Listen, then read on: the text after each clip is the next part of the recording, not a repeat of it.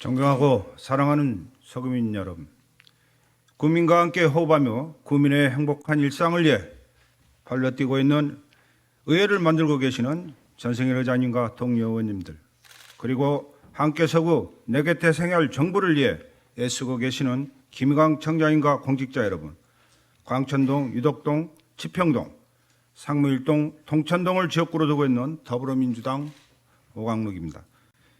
저는 2년 의장 활동을 하면서 서구 발전과 서구민을 위한 구정에 대한 고민이 깊어졌던 시간이었습니다. 물론 김희광 청장님과 집행부 여러분도 저와 같은 마음이라고 생각합니다. 더 나은 서구, 더 행복한 서구민을 위한 구정이 되었으면 하는 바람으로 몇 가지 질문을 드리고자 합니다. 구청장님의 성실한 답변을 부탁드립니다. 먼저 서구청의 행사성 예산 집행과 관련된 질문입니다. 먼저 민선 8기 행사성 예산 집행이 급격히 늘어나고 있다는 지적입니다.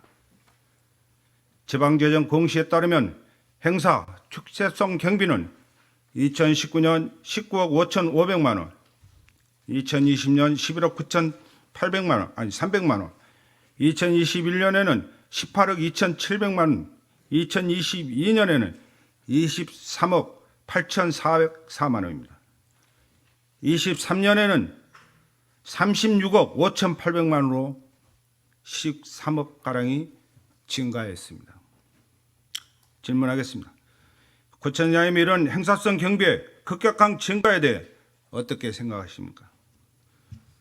지방재정통합공시는 그해 재정 운영 상황을 주민들에게 공개하는 제도로 결산 경과를 투명하게 공개하며 지방재정의 재정 운영에 대한 책임성을 높이고 있습니다. 이런 지방재정통합공시에 따르면 서구청의 사회복지 비율은 21년 결산 기준 63.94%였으나 22년에는 57.38%로 줄었습니다. 유형 지방자치단체의 평균인 59.83%에 미치지 못한 상황이었습니다. 하지만 행사, 축제, 경비는 21년 0.27%에서 22년 0.34%로 늘어났습니다. 23년 결산 기준 재정 공시 내용은 더 심각합니다. 사회복지 비율은 전년 대비 2.1% 증가에 머물러 59.54%로 유형 지방자치단체 60.2%에 미치지 못하고 있습니다.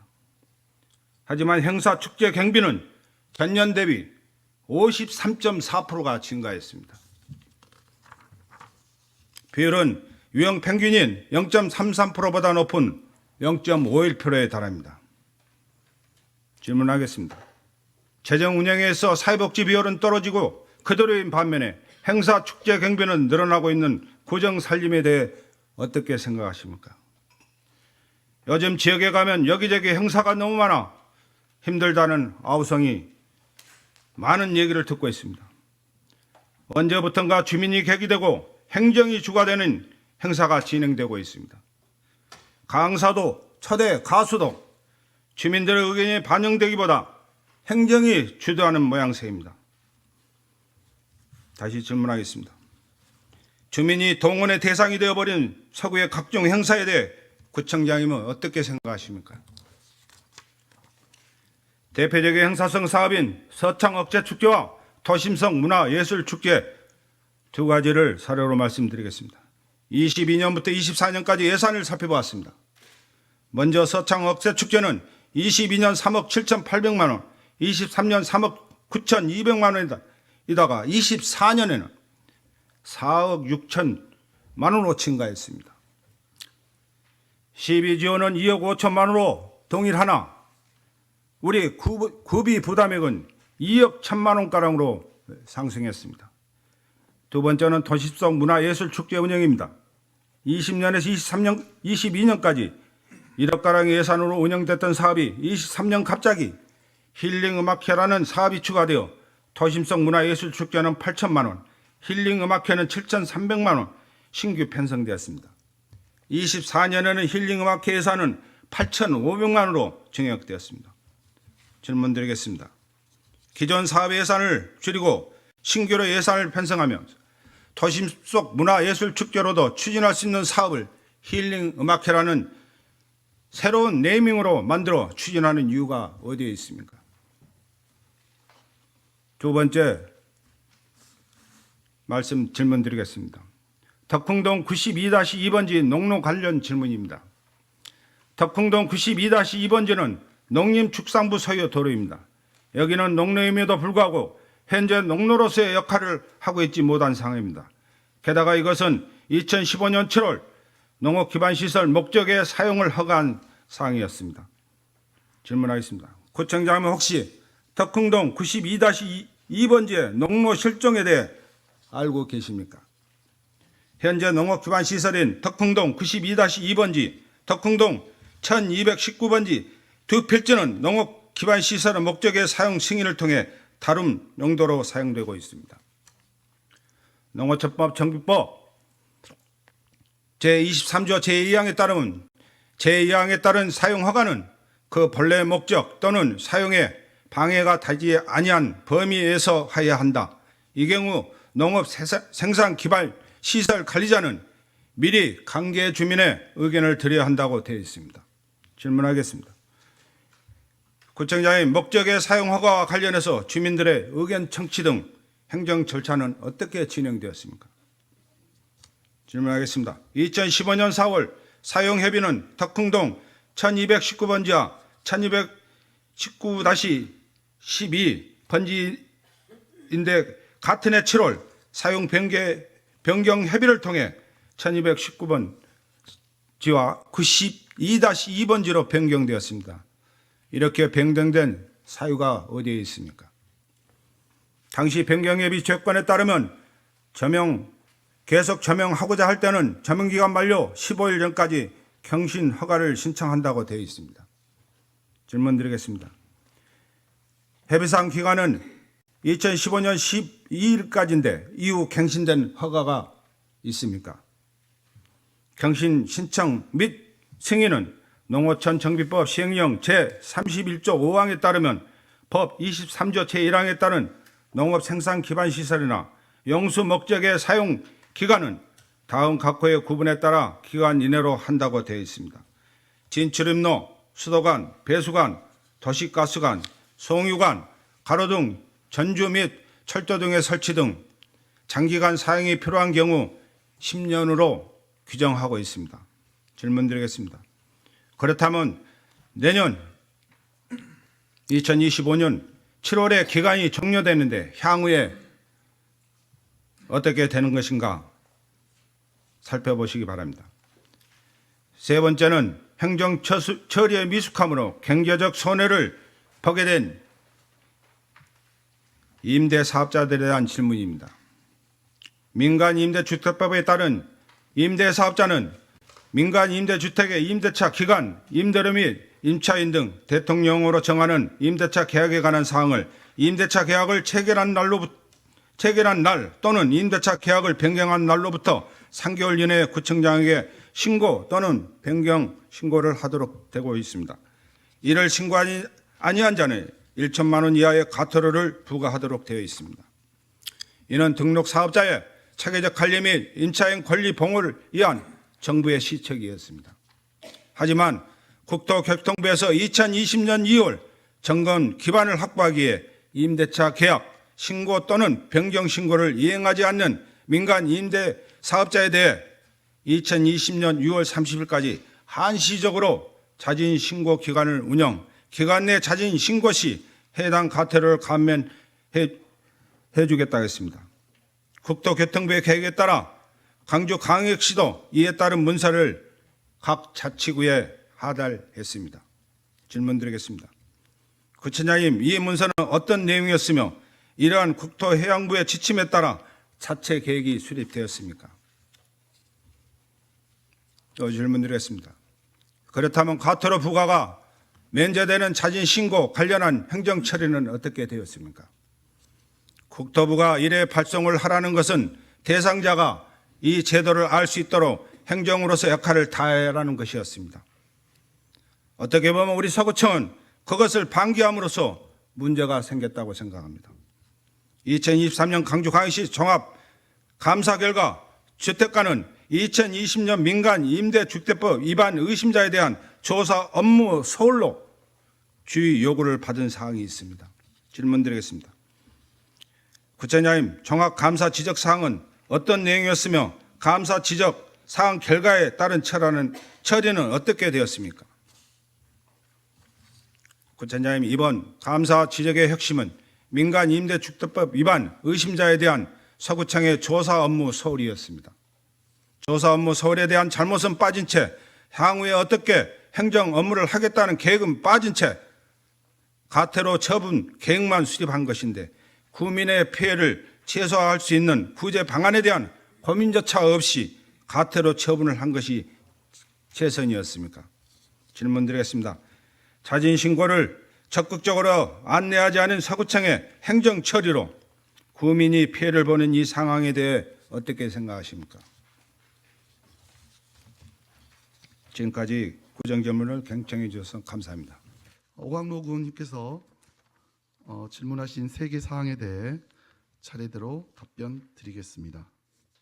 먼저 지난 22년 7월 1일 민선 8기가 출범하면서 행정부와 주민이 하나가 되어 신뢰의 기반을 구축하고 또 서구청은 친절한 행정 서비스 기관으로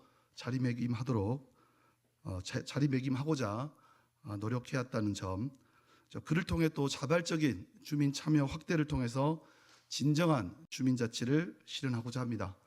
물론 지금까지 한 번도 행정에서 가보지 않은 길이었고 새로운 길이었기에 어려움이 있었던 것도 사실이고 지금도 그렇게 쉽지 않다는 것은 잘 알고 있습니다. 하지만 문자 한 한께를 통해서 신속 정확한 행정을 실현해내고 있고 또 직원과의 소통을 기반으로 한 컨설팅을 통해서 직원들의 민원 응대 마인드 함양을 위해 노력한 결과 주민들의 만족도가 점점 더 커져가는 그런 행정을 실천해 가고 있다고 자부하고 있습니다. 주민 참여를 통한 다양한 사업을 추진하면서 진정한 주민 자치의 길을 실현코자 노력하고 있음을 말씀드리며 말씀하신 행사 관련 질의사항에 대해 답변 드리겠습니다. 먼저 행사성 경비라 말씀하신 부분이 행사 운영비와 또 그에 따른 행사 실비 지원금을 말씀하신 것으로 이해가 됩니다. 이는 단순한 행사뿐만이 아니라 지속적으로 추진되는 문화공연 프로그램, 또 평생학습 운영 등을 포함하는 것입니다. 행사 운영비 및 행사 실비 지원금 경비의 증가 요인으로는 그동안 코로나19로 인해서 중단되었던 행사 재개, 그리고 소상공인 지원센터, 서빈마루 등 시설 개관에 따른 프로그램 운영, 또 주민들에게 교육 기회를 제공하는 평생학습 운영, 그리고 주민 스스로 마을의 문제를 해결해가는 마을 공동체 역량 강화 사업 추진 등을 꼽을 수 있습니다. 이러한 예산들은 코로나19 장기화로 인해서 지쳐있는 우리 서구민들의 우울감을 해소하고 생활 속에서 쉼과 힐링을 제공하기 위해 필요한 사업이었다고 생각하며 주민총회, 마을의제사업 등 주민 참여형 행사 참여자들의 만족도가 높아서 생활 밀착형 사업으로 자림해 가고 있다라고 판단하고 있습니다. 다만 다가오는 2025년도에는 더욱 어려운 재정 상황을 감안하여 사업 효과성 등의 체계적인 분석으로 행사 규모를 조정해 나가는 등 노력들을 해갈 계획입니다. 사회복지 비율 및 행사성 경비 관련한 구재정 상황에 대해서 답변드리겠습니다. 지방재정통합 공시 기준에 따른 우리 구 사회복지 예산은 2021년도 4,379억 원, 2022년도 4,199억 원, 2023년 4,289억 원으로 2022년도에 줄어들었다가 2023년도에는 증가하였습니다. 2022년 사회복지 예산이 줄어든 사유는 2021년 취약계층에게 지급되었던 코로나 상생 국민지원금 541억 원이 빠져서 줄어들게 된 것으로, 코로나19로 인한 지원금 규모를 제외한 사회복지 예산은 2020년 3,837억 원, 2021년 3,838억 원, 2022년 4,129억 원, 2023년 4,289억 원으로 꾸준히 증가하고 있습니다. 또한 상급기관에서 교부되는 교부세 교부금이 2022년 1,113억 원에서 2024년 889억 원으로 224억 원이 감소되는 등 구재정 여건이 악화되었음에도 불구하고 아동주거 빈곤 지원, 가족 돌봄 청소년 청년 지원, 서구형 기초생활보장제도 등 우리 구의 자체적인 복지 사업을 꾸준히 발굴 추진하여 촘촘하고 빈틈없는 지역사회 복지 안전망을 구축하고자 노력해 가고 있습니다. 또한 행사 예산은 앞서 의원님께서 지적하셨듯이 2022년 0.33%에서 2023년 0.51%로 증가하였으나, 이는 23년도 6월에 개관한 서빈마루 문화회관 건립에 따른 공연 예산 1억 2천만 원, 소상공인 활성화를 위한 장사의 신 아카데미 등 1억 2천만 원, 주민총회 운영 2억 5천만 원, 마을 공동체 역량 강화 1억 2천만 원 등 약 12억 원이 증가한 예산입니다. 주민들을 위한 공연, 교육 등 다양한 행사 추진 예산으로 코로나19 이후 주민들이 일상을 되찾을 수 있는 여유를 드리기 위해 최선을 다하고 있다는 점, 또 23년도에는 그 부분에 또 최선을 다했다는 점 이해해 주시기 바라겠습니다.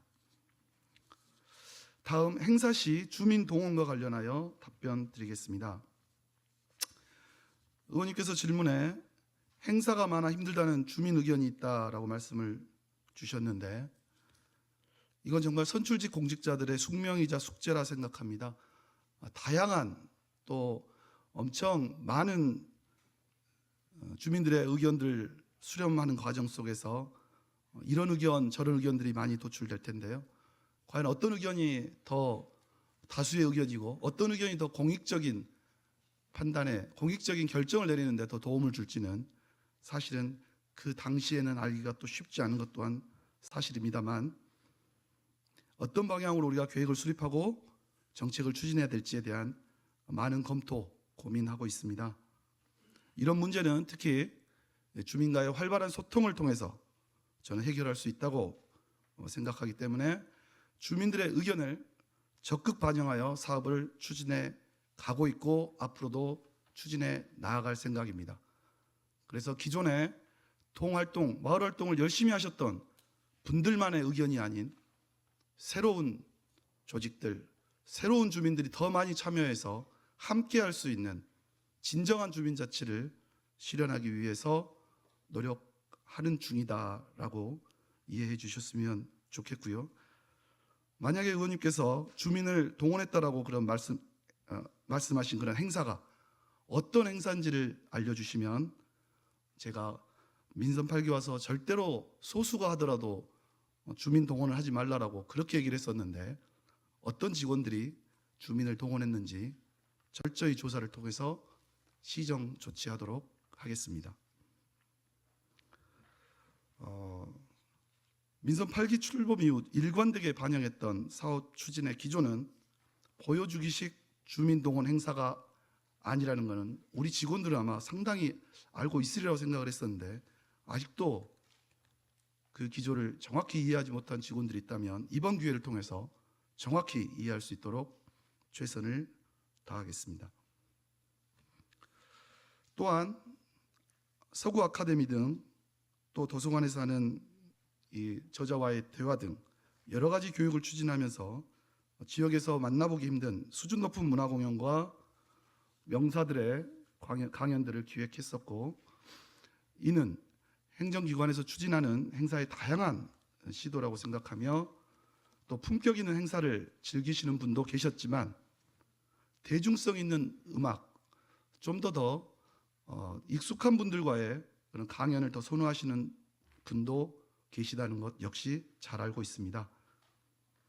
어느 쪽이 더 옳다, 그르다라고 판단하기보다는 문화적인 부분에서 조금 더 품격이 있고 조금 더 색다르고 조금 더 새로운 서구 행정의 이런 멋을, 그리고 교양 강좌를 들으심으로써 느끼실 수 있는 그런 새로운 시도를 위한 과정이라 이해해 주시면 어떨까 하는 생각과 함께 앞으로는 더욱더 주민들의 많은 의견을 들으면서 소통해 가도록 하겠습니다. 다음으로 도심 속 문화예술 축제 규모를 줄여 힐링 음악회라는 신규 네이밍으로 만들어 추진했다라고 말씀하시면서 그 이유에 대해서 물으셨습니다. 먼저 도심 속 문화예술 축제와 힐링 음악회는 좀 성격이 다른 별개의 사업임을 먼저 말씀을 드리겠습니다. 오광훈 의원님께서 지난 22년, 23년도에 기획 총무위원장이던 시절에 아마 예산 편성 과정에서 저희 직원들이 더 충분히 설명을 드렸어야 함에도 불구하고 충분한 설명이 되지 않은 것 같아서 이번 기회에 다시 한번 말씀을 드리겠습니다. 도심 속 문화예술 축제는 10년 이상을 지역에서 활동하고 있는 아마추어 예술인들이 무대에 설 수 있도록 지원하는 공모 사업입니다. 그래서 주민들이 즐겨 찾는 풍암호수공원, 염주 어린이공원 등, 또 치평동의 평화공원 등 장소에서 개최하는 버스킹 형태의 상시 거리 공연입니다. 사업 예산은 2022년 9,300만 원, 23년도에는 8,300만 원, 24년도에는 8,900만 원으로 매년 그렇게 커다란 차이 없이 편성해서 지원을 하고 있습니다. 다음으로 힐링 음악회는 코로나19 이후 주민들에게 일상 속 힐링의 시간을 제공하고자 23년도 봄에 먼저 시작을 했고요. 계절별 테마로 기획해서 봄에는 벚꽃이 아름다운 광주천에서, 그리고 가을에는 초록빛 잔디밭이 어울리는 하정웅 미술관에서 진행하였습니다. 자발적으로 음악회에 참여한 대부분의 주민들께서 만족도가 높아서 올해 같은 경우는 좀 더 풍성하게 해달라는 주민들의 요청으로 올해도 봄과 가을 두 차례 추진을 했고요. 특히 가을에는 지역 예술인들의 미술 작품까지 함께, 그리고 또 재즈의 또 우리 대한민국의 데모 역할을 하는 윤희정 씨를 모셔서 많은 주민분들께서 큰 호응을 하셨다라고 평가하고 있습니다. 향후 광주천 일원에서 개최하는 봄 힐링 음악회는 가을 서창 억새 축제와 더불어서 자연 경관 축제로, 그래서 두 축에 좀 자연 경관 축제로 발전시켜 나가면 어떨까 하는 그런 구상도 가지고 있습니다. 두 번째입니다. 덕흥동 1219번지 그리고 92-2번지 부분에 대해서 답변 드리겠습니다. 먼저 덕흥동 92-2번지 농로 관련 질문입니다. 저한테 알고 있냐고 물어보셨는데요. 제가 아는 거는 9월에 해당 부서로부터 보고를 받은 바 있어 내용을 인지하고 있고요. 이 농로에 대한 사항은 의원님께서 지난 6월부터 민원을 제기하신 것으로, 그래서 보고를 들어서 알고 있습니다. 덕흥동 92-2번지는 무진대로의 부채도로와 광주천의 천변 우하로 제방 사이에 위치한 약 283m 길이의 지목상 도로인 필지입니다. 구간 중에 제방 방향 구간 약 186m는 2008년 이전 콘크리트 포장이 된 것으로 저희가 추정을 하고 있고요. 반대쪽인 부채도로 방향 입구의 비포장 구간 중 일부 면적은 2015년 인근에 제조업소가 진출입로의 용도로 사용하는 것을 조건으로 직접 포장을 하였습니다. 대상지 1호는 1974년 경지 정리된 이후에 도시화의 영향으로 주변지 개발이 진행되고 있습니다. 농경지는 농로 등 농업 기반 시설물에 연접할 수밖에 없는 구조로 농지 전용 시에 진출입로 확보를 위해 연접한 시설물의 목적 외 사용 허가가 불가피하다는 점을 말씀드립니다. 그러므로 일부 구간에 진출입로 사용 승인으로 인하여 전체 농로의 기능이 상실되었다고 보기 어려우며 향후 주변지 개발 등의 여건 변화에 따라 농로 포장 등 정비 가능성이 충분히 있음을 말씀드립니다. 다음으로 덕흥동 92-2번지 1219번지의 목적의 사용 허가와 관련하여 주민 의견 및 행정 절차를 진행하였는지 여부에 대해 질문하셨습니다. 현행 농어촌 정비법 제23조 1항 및 2항에 따르면 농업 생산 기반 시설이나 용수를 본래의 목적 외의 용도로 사용하고자 할 때는 시장, 군수, 구청장에게 사용 허가를 받아야 하며 이 경우 농업 생산 기반 시설 관리자는 미리 관계 주민의 의견을 들어야 한다라고 명시되어 있습니다. 다만 농어촌 정비법 제31조의 2 제1항의 주민 의견 청취에 관한 조항은 2021년 11월 19일 신설된 조항으로 당시에는 해당되지 않았음을 말씀드립니다. 다음으로 2015년 4월 덕흥동 1219번지와 1219-12번지로 사용 협의가 된 후에 1219번지와 92-2번지로 7월에 변경된 사유에 대해서 말씀드리겠습니다. 사실은 9년 전에 이 행정행위이기 때문에 저희가 여러 자료들을 통해서 조사한 결과를 말씀을 드리고 있는 겁니다. 2015년 4월경 제조업소의 창업사업계획 승인 신청에 따라서 덕흥동 1219와 1219-12번지 농업생산기반시설물 목적의 사용이 1차 협의가 됐었고 같은 해 6월 사업주의 건축허가 신청에 따라서 진입로 위치 변경 등 공사계획 변경 신청으로 재협의가 진행되어 덕흥동 1219와 92-2번지 필지 추가 및 면적이 변경 협의되었음을 확인하였습니다. 다음으로 2015년 12월 이후 갱신 허가 여부에 대해 말씀드리겠습니다. 농업 생산 기반 시설 목적 외 사용 기간이 종료된 후 이를 계속 사용하고자 하는 경우 농어촌 정비법 시행령 제31조 제4항 및 5항에 따라 사용 기간이 갱신, 승인되어야 하나 사용 승인 기간 만료에 따른 재사용 신청을 하지 않고 해당 부지가 무단 점유된 사실을 확인하였고 이에 농어촌 정비법 제23조 농업 생산 기반 시설의 사용 허가 위반으로 같은 법 제127조에 의거 무단 점용에 따른 과거 5년에 대한 변상금을 지난 9월에 부과하였습니다.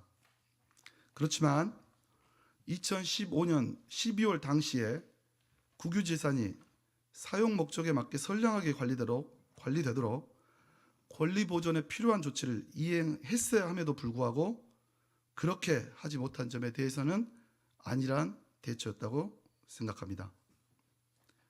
이러한 사례의 재발 방지를 위해 적극적, 체계적인 사후 관리를 통하여 행정재상이 공공복리에 적합하고 선량하게 관리될 수 있도록 최선을 다하겠습니다.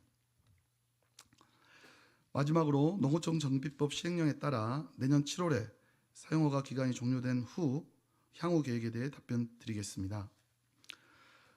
농어촌 정비법 시행령 제31조 제5항 제1호 가목에 따르면 토지 사용으로 인한 진출입로 등 장기간 사용이 필요한 경우 그 사용 기간을 10년으로 하고 있고 갱신의 횟수 제한에 관한 사항은 명시되지 않았기 때문에 사용을 제한하는 데는 다소 어려움이 있습니다. 앞서 말씀드린 바와 같이 덕흥동 1호는 농지 전용 시 진출입로 확보를 위해 연접한 농업 기반 시설물의 목적 외 사용이 불가피하고 농림축산식품부 소관 국유재산관리규정 제13조 제2항에 따르면 사용 승인으로 해당 업체에 진출입로의 독점 사용권이 부여되는 것은 아니므로 이와 관련하여 주민 불편이 발생하지 않도록 철저히 관리하도록 하겠습니다.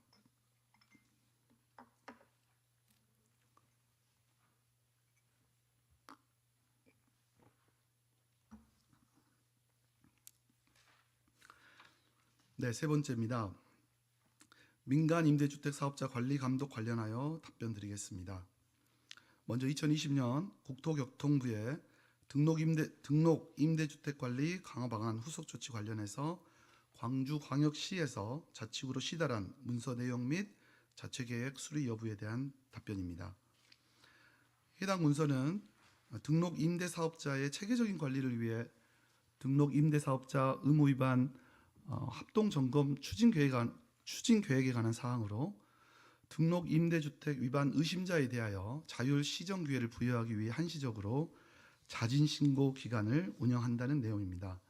아울러 안내용 문자 표준 문구, 우편 발송 표준 안내문, 포스터, 배너 광고안 등 자진 신고 홍보 시 활용할 수 있는 자료와 홍보 방법 등을 구체적으로 안내하고 있어 우리 구에서는 국토교통부의 자진 신고 운영 계획을 준용하여 관련 절차를 진행하였습니다. 다음으로 질문하신 과태료 부과가 면제되는 자진 신고와 관련한 행정 처리에 대한 답변입니다.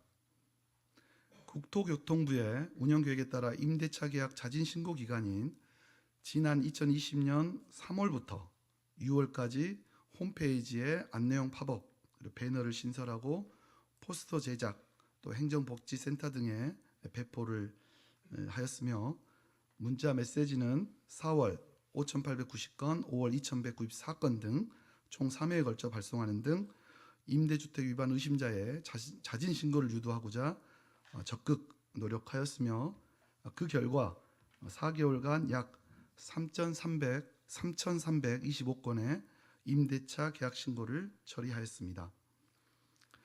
다음으로 질의하신 종합감사 지적사항입니다.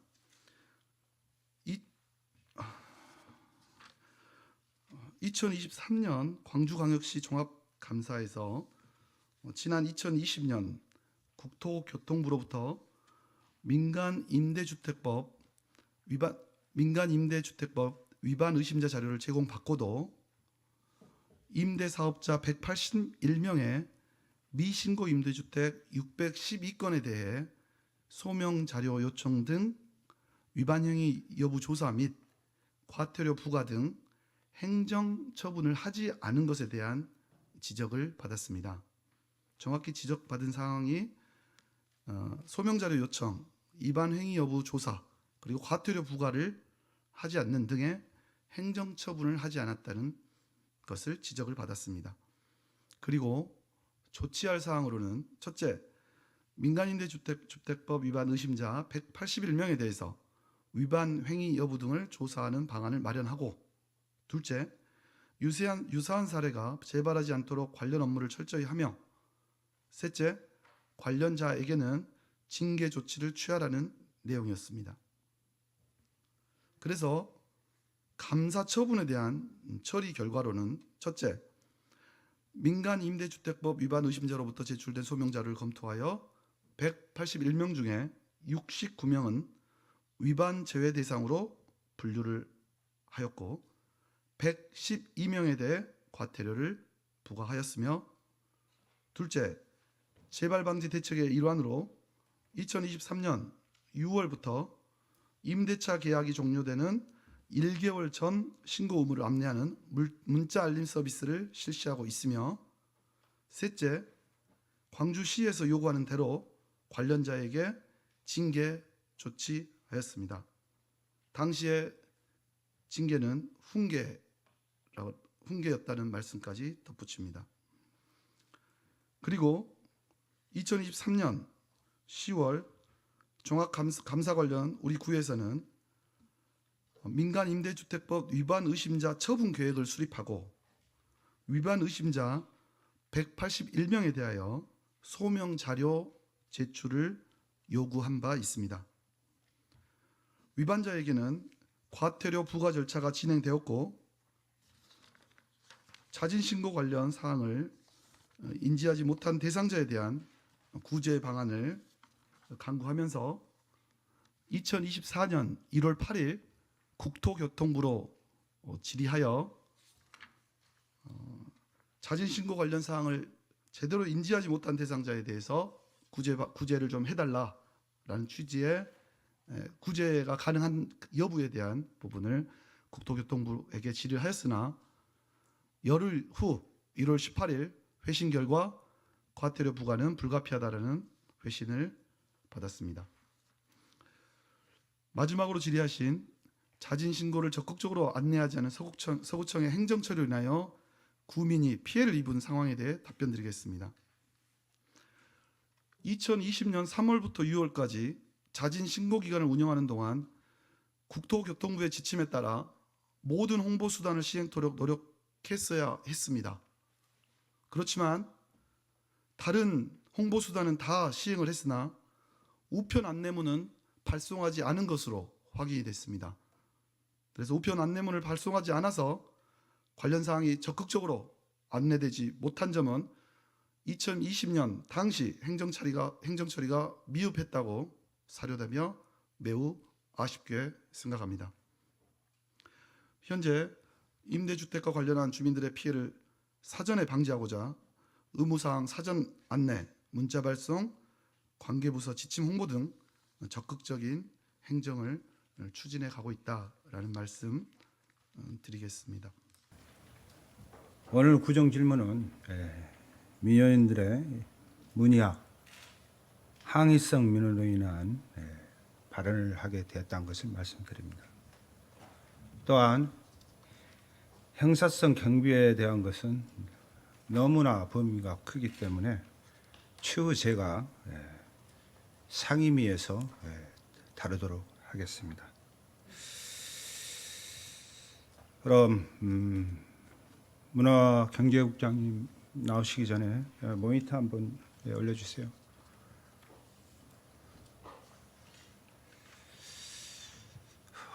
먼저 질문에 앞서 개괄적으로 저 내용을 봐야지만이 또 이해를 좀 할 수 있을 것 같아서 항공사진하고 본 의원이 현장에 가서 민원인하고 같이 체크했던 내용입니다.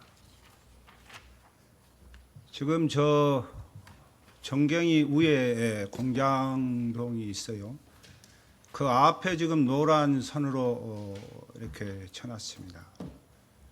거기에 지금 문제가 되고 있는 농로 수로를 저 세면으로 덮어서 저 공장이 활용을 할 수 있게끔 저기를 해줬던 것입니다.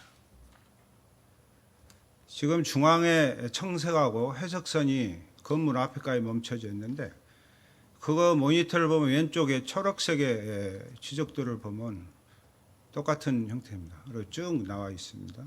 옆에가 공장동이고요. 저 부분을 지금 농로와 수로를 없애버렸어요.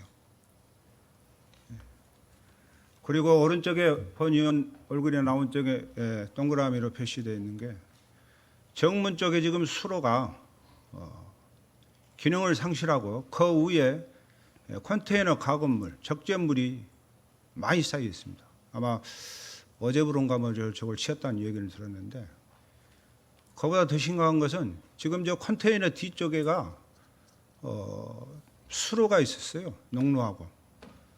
근데 거기 그 수로 농로를 지금 왼쪽에 초록색에 보면은 저를 글로 써놨을 겁니다. 물길을 막아버렸어요. 그래서 수로 기능을 없애버렸습니다. 그리고 그 수로 위에다가 컨테이너를 올려서 공장 부지같이 쓰고 있었습니다. 저거를 민원인이 이렇게 해도 안 돼, 저래 안 되는 게 저한테 왔어요. 와가지고 엄청 얻어들었습니다, 제가. 의원이 하는 일이 뭐냐. 그래서 내용을 보게 됐다는 것을 말씀을 드립니다. 우리 국장님, 지금 오전에 농로 관련 구청장님 답변 중에 답변서에 보면은 관계 주민의 의견을 드려야 한다는 조항이 있어요. 이 조항이 2021년도 11월 19일 날 농어촌 정비법이 아니고 농어촌 시행령 제31조 2의 제1항이라는 것을 제가 정정을 해드리겠습니다. 그리고 농로나 수로 이거는 농업 기반 시설인 만큼 법에서 강제되지 않더라도 이것은 제가 법을 알고 있습니다. 경미한 사항이라든지 뭐 여러 가지 주변 여건이라든지 이런 거에 의해서 상해 목적을 한다는 것도 저도 알고 있습니다. 문제는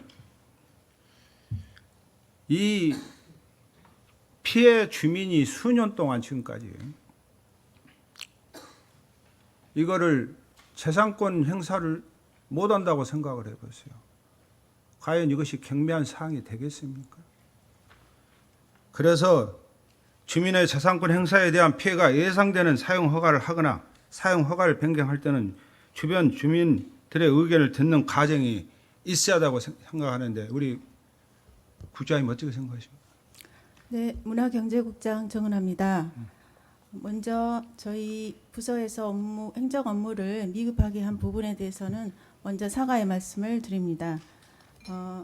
의원님께서 지적하신 그 구간은 2015년도에 사용 협의가 된 사항이어서 의원님께서 말씀하셨듯이 아니 잠깐만요. 제가 그 내용은 들어가면서 다 말씀을 드릴 네, 거니까 그래서 제가 물어본 것에만 답을 하세요. 그러니까 이제 그 법이 21년도에 개정이 돼가지고 면적이 300제곱미터 이상인 경우에만 그러니까 경미사항이라고 의견 얘기했잖아요. 수렴을 하게 돼 있는데 그럼에도 불구하고 이하여도 저희가 주변 의견 수렴이 필요한 경우에는 주민 의견 수렴을 충분히 해가지고 그 사업을 추진하도록 하겠습니다. 자꾸 말씀하시면은 제가 다 파악하고 알고 있어요. 내가 그랬잖아요. 2021년 11월 19일 날 법이 왜 개정이 됐겠어요? 바로 그런 사고 때문에 바꿔진 겁니다. 너무 재산권을 함부로 쓰고 경미사항이라고 되겠어요, 그게? 제가 이거 더 지나친 말을 할 수가 있는데 제가 안 할게요. 이거 더 지나친 말하면 이거 큰 폭탄됩니다.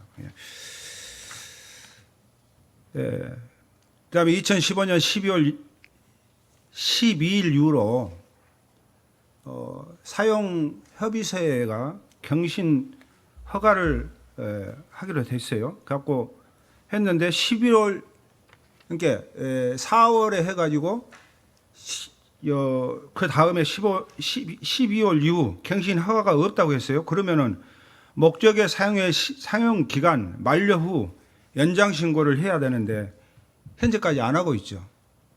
네. 안 했죠? 네. 그래요. 그러면 이제 행정처는 그럼 어떻게 하시렵니까?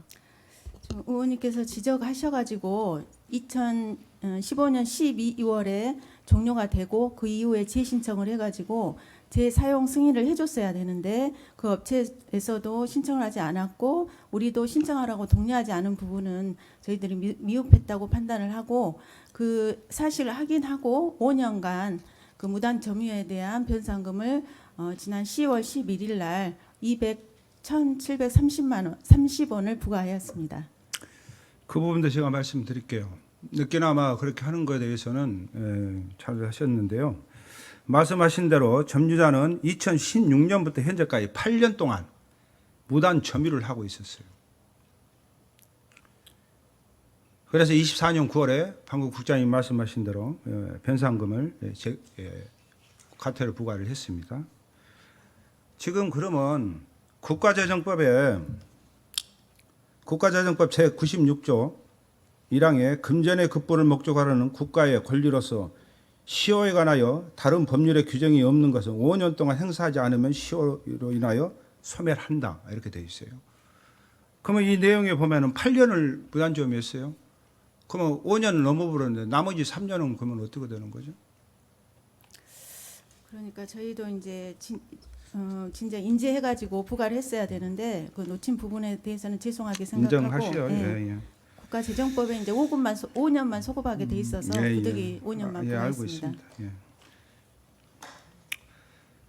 그러면은 이제 10년이라는 기준이 있는데 내년 7월에 사용 허가 기간이 종료돼요. 그러면 향후 계획에 대한 갱신 횟수 제한에 관한 사항이 명시되어 있지 않았다고 답변서에다가 그렇게 답변을 했어요. 그러죠? 그렇게 돼 있으니까 쉽게 하면은 이것에 대한 제재라는 곤란하다는 내용을 이렇게 제 의원은 그렇게 되는데요. 사용을 제한하는데 다소 어려움이 있다고 하셨어요.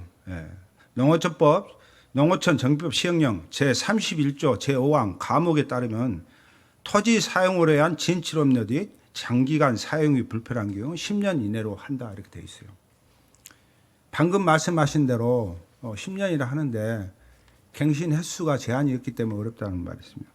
그렇다고 하면은 동법의 제4항, 제3항 2호에 따라 사용 기간을 갱신하는 경우에 관해서는 제5항을 준용한다고 되어 있어요. 그 5항에는 이는 10년 이내에서만 가능하다는 뜻이 그렇게 돼 있었어요. 그러면 이거 10년 안에 들어가면 맞잖아요. 근데 갱신 횟수 이렇게 얘기하고 모호성으로 이렇게 발명하신 거 이 부분에 대해서 한번 더 검토 한번 해보시기 바랍니다. 이제 10년이 만료가 됐으니까 저희가 이제 재신청을 받아가지고 아니 이제 재신청 받는 부분은 그건 이제 아까 제가 말씀드린 것은 갱신 횟수 이것에 대한 걸 내가 문제를 얘기하는 거니까요. 그걸 더 검토를 해보. 이 조항을 가지고 더 검토를 해보시라는 겁니다. 네, 알겠습니다. 사실 여기는 명지였습니다. 공장부지가 목적의 사용 허가로 진출업로가 만들어져 명지가 아닌 사항이 되었어요. 뭐 아까 봤잖아요. 게다가 갱신 허가도 하지 않았어요. 무단 점유를 하고 있어요. 서구청 1월 8년이나 모르고 있는 상황이었습니다. 하지만 지금 당장 진출로를 폐쇄도 할 수 없는 노릇이에요. 그 공장이 우리 상당히 규모가 있고 주변에 많은 선한 활동을 하신다는 얘기 저도 알고 있습니다. 그렇다면 다시 목적의 사용 허가를 득해야 되는데 10년이 넘으면 그 목적의 사용을 하려면 어떻게 해야 되겠습니까? 다시 들어가려면 이제 면적은 300m 이상은 되지 않지만 재사용을 하기 위해서 주변에 주민들이 불편함이 있는지 의견 수렴을 충분히 해가지고 재사용 승인을 하도록 하겠습니다. 그래요. 뭐 표현이 좀 그렇습니다만은 이거를 지금 활용하고 있는 공장이나 또 피해 농민들, 그 농민들이 자기의 농지를 들어가는 것이 바로 앞에다 놔두고 뺑 돌아서 저 뒷 마을에서 들어가고 있어요. 그래서 이거 근다해서 10년이 넘으면은 다시 이거를 재갱신을 해야 되는데 아까 말한 대로 21년 11월 19일부로 이제는 이거를 주민의 의견을 드려야 한다고 되어 있어요. 그럼 과연 얘가 쉽지 않습니다. 그러니 이 부분은 그 앞에 지금 세면이 되어 있는 거 있죠. 이 부분은 공장 건축주하고 거기 농지 피해 주민하고의 잘 협의를 해서 물론 그 부분에 대해서는 저도 같이 가서 같이 상생할 수 있도록 제가 도움을 해드릴 테니까 그 부분은 잘 하여튼 건물주나 공장주 자기들 입장에서는 자기들 입장에서만 얘기하면 저거 폐쇄해야 돼요. 다시 농로로 들어가면 저기는 이제 맹지가 되어버립니다. 그래서 충분히 좀 같이 협의를 해가지고 같이 상생할 수 있고 또 마을에 발전할 수 있는 기여를 지금도 하고 있는 걸로 알고 있어요. 그래서 조금 더 하게끔 해서 주민들이 불편하지 않게끔 같이 좀 사용하도록 그렇게 해주시기 바랍니다. 네, 알겠습니다. 제가 제안 하나 드리겠습니다. 지금 8년 동안 이렇게 우리 농업경제팀에서 열심히 일하고 있습니다. 제가 이 부서에 지금 공무원이 일하고 있는 공무원들 수준이 상당히 높은 수준이에요. 제 개인적인 생각입니다. 아주 일을 잘하는 친구예요. 근데 이게 지금 관리 인원이 부족해요. 혼자 A를 다 커버하고 혼란이 이거 너무 어려운 일이에요. 이게 지금. 그래서 내가 타 자치구를 한번 확인해 봤어요. 농업 기반 시설 관리 인력은 광산구가 3명, 물론 그쪽에 농지가 많으니까 많겠죠. 남구가 2명, 서구, 북구, 동구가 1명입니다. 그래서 이 농업 기반 시설 관리 업무를 위한 인력을 충원하거나 일부 업무는 건설가로 이관해 주시면 좀 어떻겠습니까? 이게 타다치 사례가 있는 걸로 알고 있습니다. 물론 처음에 시작할 때부터 그것이 구분이 되는가는 모르는데, 그래서 이런 담당자의 가중한 업무 이걸 좀 해소해 줄 수 있는 차원에서 인력 충원과 건설가 이관을 좀 고민해 주시기 바랍니다. 예, 이상입니다. 네, 그냥 들어가세요. 하실 말 있으세요? 의원님께서 우려하신 부분은 충분히 몇 번 대화를 통해서 충분히 저희 직원들이 이해를 했고요. 저희 마지막으로 드린 말씀, 저희 부서에서도 어떤 민원을 처리할 때는 주민 다수의 이익을 최우선으로 항상 그런 마음으로 하고 있습니다. 이 부분을 다시 한번 말씀드리고 싶고, 의원님께서 우려하신 부분은 충분히 저희가 감안해서 주민들이 불편함이 없도록 그렇게 업무를 추진하도록 하겠습니다. 그래요. 이 부분은 민원을 제기하는 분들이 있고, 이 부분은 지금 국장님께서 지금 잘못됐다는 것을 전반적으로 시인하기 때문에 더 이상 제가 뭐 물어볼 것이 없어요. 또 더 많은 자료가 있는데 이 정도 선에서 끝내고 빨리 그거를 치유할 수 있는 방법을 좀 찾아주시기 바랍니다. 네, 예, 수고하셨습니다. 들어가세요. 다음은 안전도시국장님 나오세요.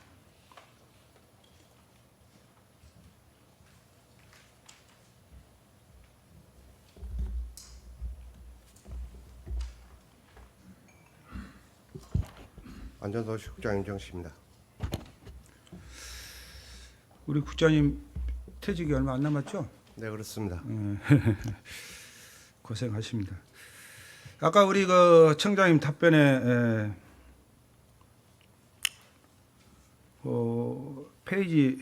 답변에서 페이지 10페이지 보면은 국토교통부의 자진 신고 운영 계획을 준용하여 관련 절차를 진행하였다고 답변하셨습니다. 우리 구가 제출한 자료에 따르면 국토부 민간 임대 정책과 609호 2020년 2월 26일 날 광주 광역시 건축주택가 4,251 2020년 2월 28일호에 따라 각 지자체에다가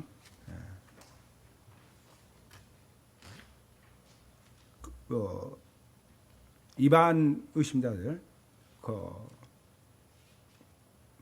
위반 의심자 우편 발송을 5개 자치구에다가 이렇게 해라고 공문이 내놨었죠? 네, 그렇습니다. 그거 했습니까? 아니, 그것만 물어본 거예요. 우편 발송을 하지 않았습니다. 안 했죠? 네, 그렇습니다. 알고 있습니다. 뭐 전자 쪽이나 SNS 이렇게 한 건 알고 있어요. 중요한 것은 행정의 가장 기본적인 것은 계도하고 홍보한 것도 중요하지만은 그걸 법적으로 다룰 수 있는 측면에서는 문서와 서류입니다. 지금 우편을 발송을 안 해서 이 사단이 일어난 것입니다. 지금. 그다음에 답변서의 페이지 12에 2020년 당시 행정처리가 미흡했다고 사례되며 매우 아쉽게 생각한다고 청장께서 이렇게 말씀하셨어요. 제가 생각할 때는 미흡하고 아쉬운 게 아니라 이게 피해 입은 주민한테 죄송하고 사과를 드려야 할 말씀이에요.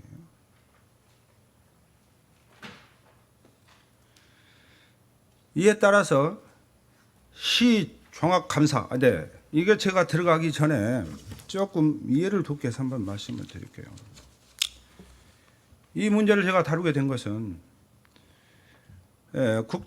국토부에서 민간 임대 정책과에서 609호 2020년 2월 26일 자진 신고 기간을 20년 3월 1일부터 6월 30일까지 4개월 동안 자진 신고해라고 공문을 내려보냅니다. 그 공문을 내려보는데 그리고 나서 국토부에서 7월부터 9월까지 임대사업자 위반 의심자 조사가 들어갑니다. 그래서 이것이 미흡해서 국토부에서 광주시로, 광주시에서 서구로 해서 이 임대, 이 주택의 의심자에 대한 8차례 공문을 내려보냅니다. 구청에다가. 근데 구청에서 그거를 안 해요. 안 하다 보니까 시 감사에 걸립니다, 이게.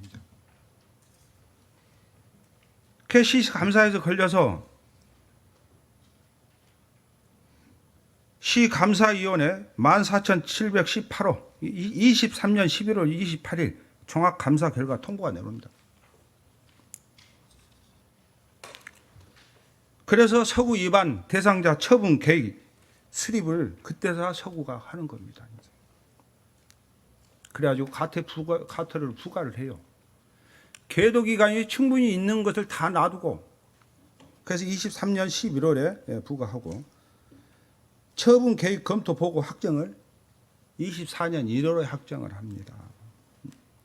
이런 순서에 의해서 지금 임대사업자에 대한 피해가 발생이 되는 것인데요. 그러면 종합감사에 관련된 조치사항이 아니라 지적사항이 혹시 무엇인지 압니까? 감사에 대한 지적사항은 청장님께서 답변하신 것과 같이 3가지 종류입니다. 3가지인데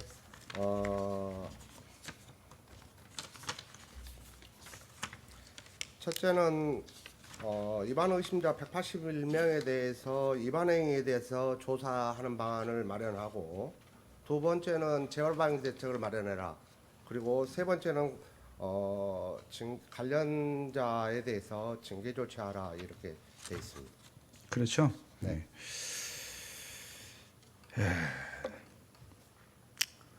근데 본 의원이 확인한 바로는 이번 감사의 지적사항 중 확인되는 문제점은 20년 9월 국토교통부 민간임대주택법 위반 의심자 자료를 제공을 받았어요. 해라 하고 그 기간이 넘으니까 의심자 자료를 내려보내줘요. 그래서 8차례나 광주시에 촉구 공문에도 불구하고 임대사업자 181명에 대한 최근 감사일까지도, 시 감사일까지도 소명 자료 요청, 위반 행위 여부 조사, 가태료 부과 등 행정 처분을 하지 않았어요. 이를 놔두고 있다가 아까 내가 이 순서대로 얘기했잖아요. 181명 의심자가 된 것은 2020년 3월부터 왜 이분들이 이런 그 소명 자료를 안 내고 위반 가태자로 됐을 거라고 왜 생각하십니까? 일단은 저희 행정에서 그분들한테 안내문을 보내지 않은 것에 대해서는 대단히 죄송하게 생각하고요. 다만 어떤 사업자, 임대 사업자라 할지라도 이 저희들이 다른 문자 발송도 물론 의원께 충분히 말씀드렸지만 3월 달에는 5,180건에 대해서 문자 발송도 다 하고, 또 그 다음 연도 아니 다음 올해는 그건 답변서에 나왔으니까 다 제가 알고 했는데, 있어요. 자료도 있고. 다만 저희들이 안내문만 보내지 않은 것, 그것이 인식에 그거에 안내문만 안 보냈다고 이렇게 가벼이 여기는 이게 문제라는 거예요. 이것이 문제예요, 이것이.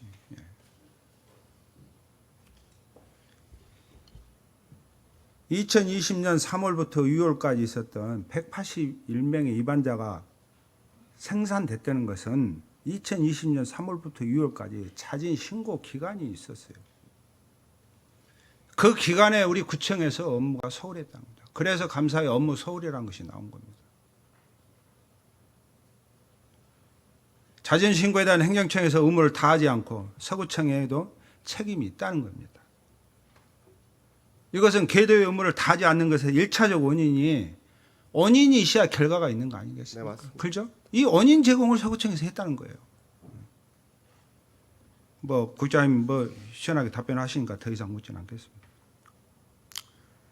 그다음에 답변서의 12페이지에 처리 결과 중에 181명의 위반 의심자 중 69명은 위반 제 대상으로 분류하고 112명에 대한 가토를 부과하였다고 우리 청장님께서 답변하셨어요. 네, 그렇습니다. 그렇죠? 네, 그렇습니다. 그런데 주택 임대 사업자 임대차 계약 위반 대상자 처분 계획 검토 보고, 이 보고서에는요 어떻게 나와 있냐면요, 위반 제 대상은 57명, 69명이 아니고 최종 의무 위반 대상자는 124명, 181명은 전자에 얘기한 거 똑같고 후자도 181명은 똑같아요. 그러면 어떤 게 맞아요? 답변서가 맞아요. 공식 문서가 맞아요. 답변서가 맞습니다. 그러면 그때 공식 당시에, 문서는 뭐예요, 이게? 5분은 자동 말소가 됐기 때문에 그 부분은 제가 네. 그러니까 맞다 하니까 그렇게 알고요. 그 부분은 제가 다시 다룰 테니까요. 그렇습니다.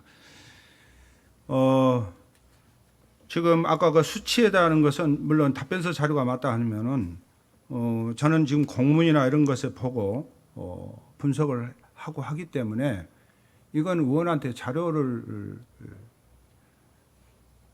답변을 할 수 있는 자료를 불성실하게 준 거예요, 이게 지금. 아무튼 알았습니다. 그렇다면 방금 5명에 대한 자동 말소를 얘기를 했어요. 그렇죠? 네.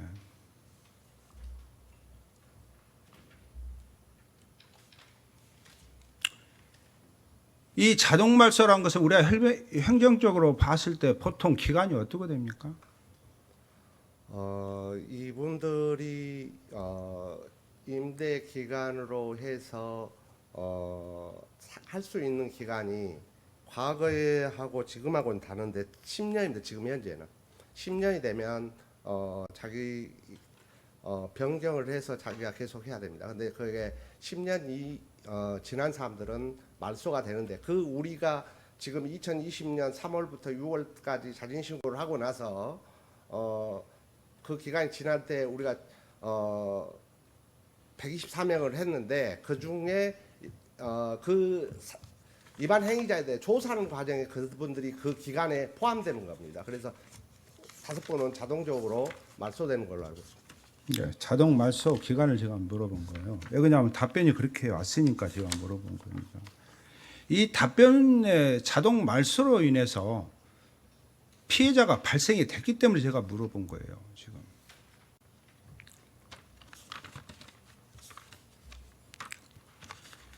다섯 명은 자동 말소가 되었다는 5명 과태료 처분 대상에서 제외가 됐어요. 이분은 방금 말씀하시는 상당한 기간이 흘러갔기 때문에 제가 그건 인정을 할게요. 근데 이 문제를 제기하는 사람 입장에서는 형평성에 안 맞는 내용을 제기를 하는 겁니다, 지금. 과태료 부과는 위반 시점이 기준이라고.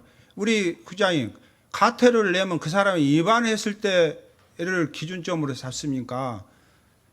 내가 10년이고 5년이고 지난 다음에 내가 행정처리를 할 때 기준을 잡습니까? 위반을 했을 때 그렇죠. 기준으로 삼고, 그렇죠. 행정처분을 할 때는 그 행정처분 기준으로 그러니까 삼습니다. 이제 거기까지만 얘기하셔요. 자, 행정의 조사 업무 소일로 그 당시에 부과했던 과태료를 부과하지 않고 있다가 감사에 지적되자 부랴부랴 과태료 부과 처분을 하게 됩니다. 이 내용이 위반 시점이 아니라 처분 계획이 마련된 시점을 기준으로 한 거예요. 그러니까 부과 대상자 제에서 형평성에 어긋난 것이 생깁니다. 여기에는 내가 아까 자동 말소를 했던 사람 중에 4년을 기준을 잡고 자동 말소가 됐어요. 근데 여기서 형평성을 제기한 사람이 4년이 안 되니까 올 2월에 자동 말소가 되면 아까 말한 1월에 이 사람이 처벌 대상자 되었고 과태료가 뭐 500만 원인가를 물게 돼요. 그 부분 좀 제가 아까 말씀드렸습니다만은 네. 2018년 7월부터 20년 8월까지는 단기는 4년에 해야 되고, 장기는 그러니까 8년에 현재 해야 적용이 되고. 그렇게 됐어요. 지금 현재 내가 아까 말했잖아요.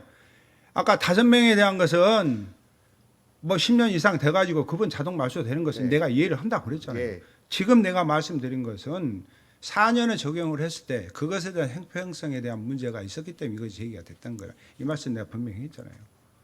의원님 대단히 죄송한데 의원님께 민원인이 어떤 분이신지는 제가 대충 알고는 있는데 그분이 이 10년에 해당되지 않습니다. 아니 이렇게 말게 제가 10년은 얘기를 했잖아요. 이분이 내가 10년에 해당된 것이 아니라고 그랬잖아요. 4년을 기준으로 해서 본인은 4년을 잡다 보니까 올 2월에 됐고 4년을 잡고 하는 것이 아까 말한 2명에 대한 것은 4년을 기준으로 해서 그 사람은 빠져나가고 그런 거예요. 네네 맞습니다. 그렇죠? 빠져나간 건 아니고 아니 그러니까 그 기준을 잡다 분 보니까 중에 그렇게. 두 분은 지금 저희들이 그게 이제 검토를 하고 뭐냐면은 아까 말한 입안 시점하고 행정 처리 시점의 차이가 생겨서 그런 거예요. 그리고 그것도 4년도 그것은 잘못된 거예요. 알고 있어요? 저희들이 임의로 이런 연수를 정한 건 아니고 아니 그러니까 그게 법에가 지금 왜 내가 잘못됐다고 하냐면요. 질서 위반에 관한 행위 규제법이 있어요. 네 맞습니다. 있죠? 예. 행위규제법 제19조에 뭐라고 나와 있습니까? 행정청은 질서 위반 행위가 종료된 날부터 5년이 경과한 경우는 해당 질서 위반 행위에 대해 가토례를 부과할 수 없다고 되어 있습니다. 알고 있습니다. 그러니 이분이 형평성의 문제를 제기를 안 하고 있어요. 제가 이게 만 5년이 지났으면 이런 고민도 하지 않았을 겁니다. 의원님. 이제 그분도 어느 분인지 아니까 그 충분히 알고 안 오고는 이제 국장님 그 잘못된 행정에 대해서는 신망하면 되는 거예요. 자, 행정청은 질서 위반 행위가 종료된 날부터 5년 이내에 질서 위반 행위에 대해 가토를 부과할 수 있습니다. 그럼 아까 말한 4년짜리라도 가토를 부과할 수 있다는 거예요. 5년이 안 되고 미리서 자동 말소를 해줘 버렸으니까. 그래서 행정이 그걸 잘못했다. 그래서 그분이 형평성의 문제를 제기했던 것이 그 사유입니다. 맞습니까?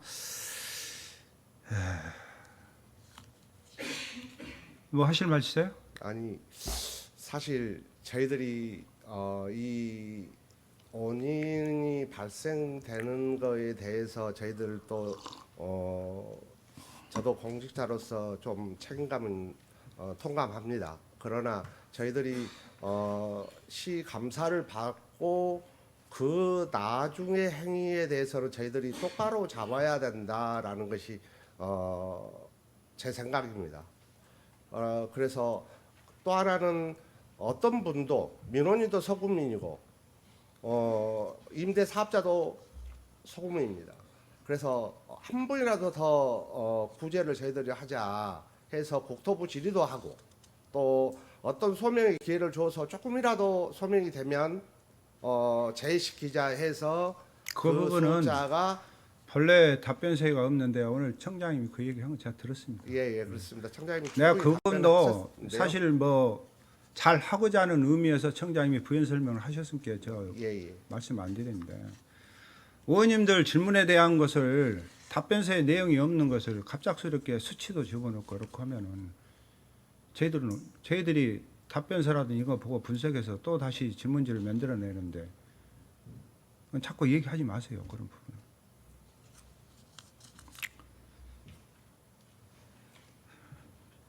자, 제가 우리 국장님한테 마무리 말씀할 테니까요. 다 이제 시인했고 했으니까. 아까 말한 자동말소 질서 위반 행위 종료가 된 날부터 5년 이내에 가토를 부과할 수 있습니다. 그렇다면 아까 말했잖아요. 2024년 이 문제를 제기했던 사람은 1월이에요. 근데 2월에 자동말소가 됐는데 여기도 5년이에요. 그러면 이미 아까 2명도 그분도 5년 안에 다 들어갑니다. 그런데 그분은 면제를 해줘 버린 거예요. 그래서 문제가 된 것을 제기했으니까요. 그러면 아까 이제 뭐 말씀해서 뭐 이런 가토의 부과 대상이 위반 행위 시점이냐, 행정처분 처분 계획 시점이냐 이 말씀돼서 뭐 위반 행위가 되는 시점을 고려한다 하니까 더 이상 제가 답변을 안 하고 그런 부분에 대해서 조금 앞으로 행정에 좀 더 신경을 쓰도록 그렇게 좀 해주시기 바랍니다. 의원님 한 말씀만 드리면 그분도 민원인도 소금이기 때문에 저희들이 어떻게든지 구제를 하려고 하는데 그렇더라도 저희 행정에서 할 수 있는 일하고 좀 괴리가 있어서 네. 그러면 선배님 가서 법원의 비송사건 절차법에 의해서 좀 다뤄주십시오라고 해서 그분은 행정에서 구제는 못하지만 비송사건 절차법에 따라서 구제가 될 수도 그거는 있으니까 그렇게 하십시오. 나중에 그 비성사죄 절차법에 의해서 그 피해자 보고 거기 가서 구제를 받아라 하는 것은 아까 그랬잖아요. 원인이 있기 때문에 결과가 있는데 원인 제공은 서구청에서 해놓고 우리는 행정처리 이렇게 했으니까 당신은 저 비성 절차 밟아서 가서 구제를 받으시오. 입장을 바꿔놓고 생각해 보세요. 열이 안 바꿨어요? 더 이상 얘기하지 마세요. 그거. 수고하셨습니다. 들어가세요. 예.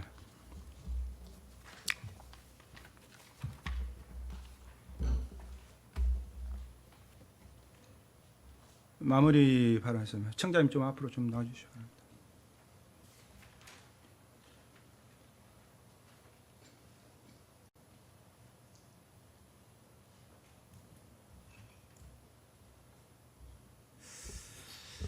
오늘 청장님 답변은 잘 들었습니다. 오늘 청장님이 본의원이 문제 제기한 것에 대해서 그냥 지나가기도 그래서 청장님 말씀 한 말씀 듣고 제가 마무리 발언을 하려고 합니다. 혹시 하실 말씀 있으면 말씀하십시오. 뭐 제가 기 답변 드렸듯이 아까 제가 소상히 답변을 드렸다 그렇게 말씀드리겠습니다. 아주 변함이 없네요. 소상히 말씀하셨다는데 알겠습니다. 예, 들어가시죠.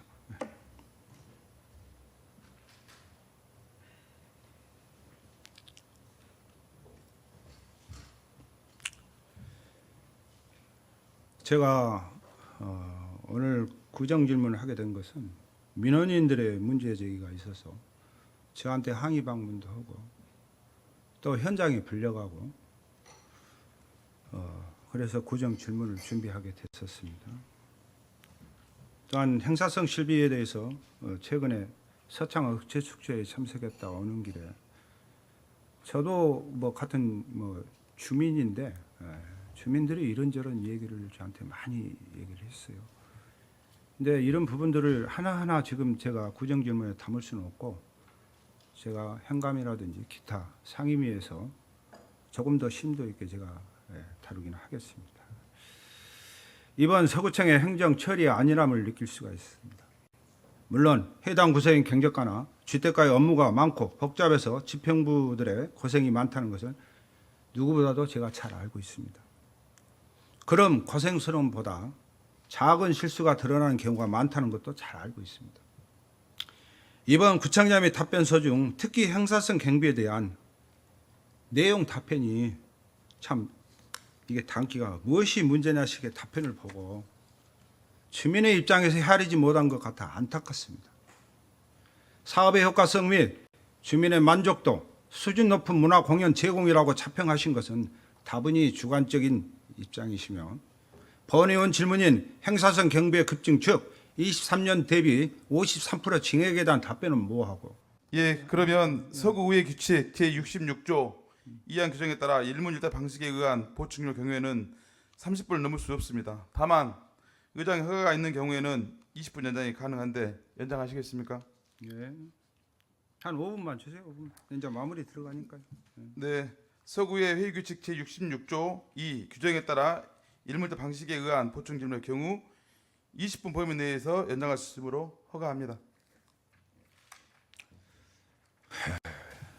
코로나19 이후 주민의 일상 회복 및 힐링 제공이라는 피상적인 답변이 본 의원에게는 와 닿지 않습니다.